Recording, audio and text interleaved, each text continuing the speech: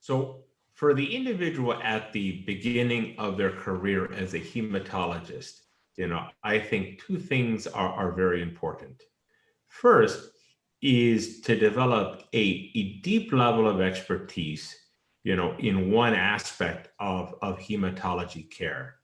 I think it's good to be involved with care in a range of patients, uh, but to have one area really to really take ownership of, going to those meetings, connecting with people, understanding the issues at play, and even if you have a lab, having enough critical experience with caring for that group of patients to really have the clinical expertise to be able to bring to either your lab or to your clinical research. The second is to both find a specific area to work on and to try to find good mentorship.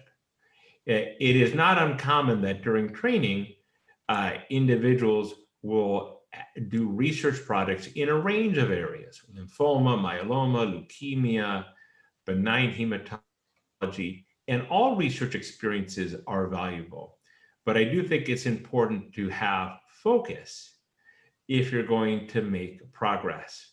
So in my career, I focused on myeloproliferative neoplasms and myelofibrosis. And I think that I was able to make progress, both because I had very good mentorship from many at Mayo Clinic, especially Ayelu Teferi, but also because I focused in one area as opposed to trying to do many. And that allowed me to get to know people, understand the diseases, care for those patients, become an expert that could receive referrals, and speak with authority in the design and conduct of clinical trials.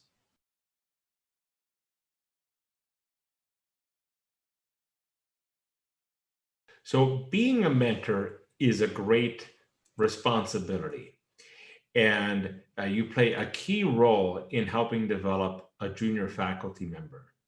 So one thing we learn about mentorship is that mentors also need mentors. So you are mentoring individuals up and coming in their career, maybe in one aspect of their career, maybe in several aspects. We too have mentors, people who have mentored us. There are people who are good mentors that we learn from them in terms of how to be a good mentor. So that can include understanding how to best communicate with our mentees, setting plans and priorities, understanding what responsibilities to give to the mentee to kind of hold them accountable, to have clear, sometimes deadlines or timelines in terms of the projects that they undertake. So the process of mentorship is about helping develop them to become an independent investigator, as well as to help them move to the next level of career development. So don't think that you have to learn this on your own. There are good mentors out there, and learning from them can help you augment your skills as a mentor.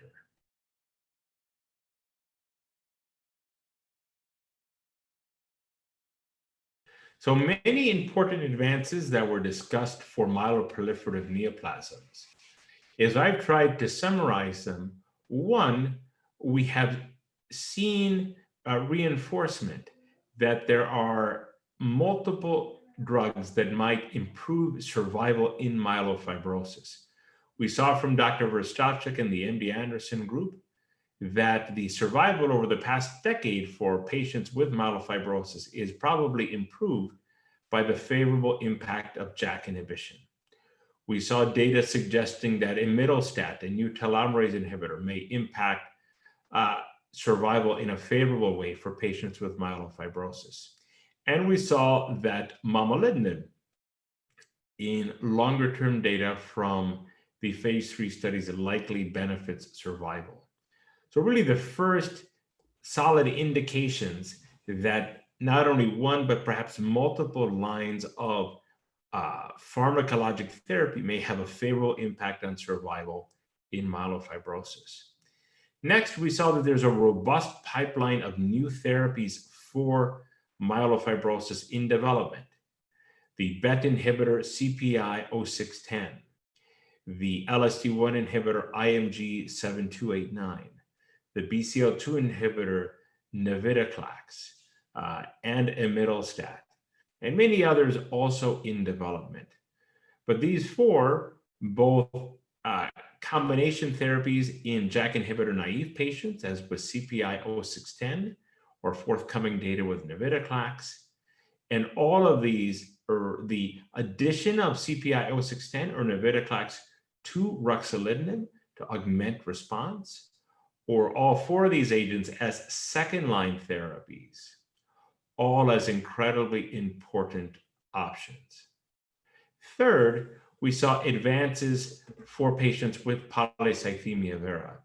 First, with low-risk disease, potentially with the use of ropegylated interferon, superior to phlebotomy potentially for low-risk patients, as well as the hepcidin mimetic PTG 300 to simulate iron deficiency to aid individuals becoming phlebotomy independent. Finally, we saw multiple abstracts highlighting the benefits of interferons, both long-acting interferons such as ropegylated interferon or pegylated interferon alpha 2A in terms of achieving a complete hematologic response, decreasing the risk of thrombosis or bleeding, as well as potentially having more long-term disease control.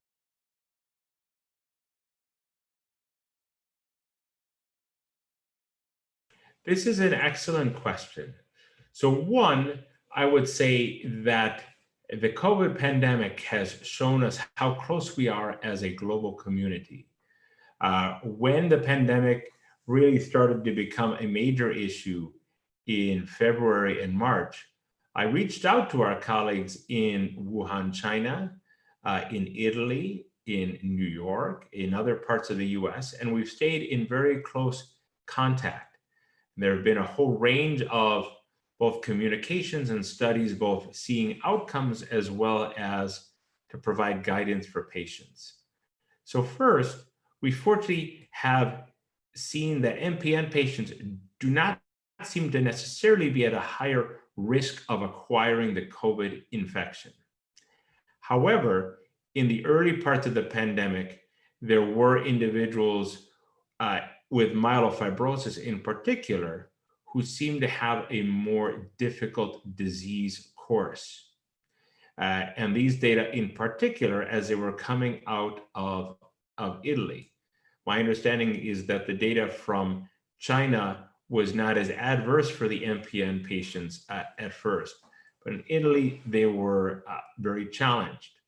Now, as our colleagues in Italy, Dr. Tiziano Barbui and others looked at these experiences, they did identify that part of the challenge had been if individuals were on JAK inhibition with ruxolitinib and it was discontinued abruptly, it led to likely a worse outcome for the patients, in that the JAK inhibition was likely decreasing inflammation for the patients, and by disinhibiting cytokines, by pulling back on the ruxolitinib, this might have aggravated any infectious associated pneumonia that these patients were facing.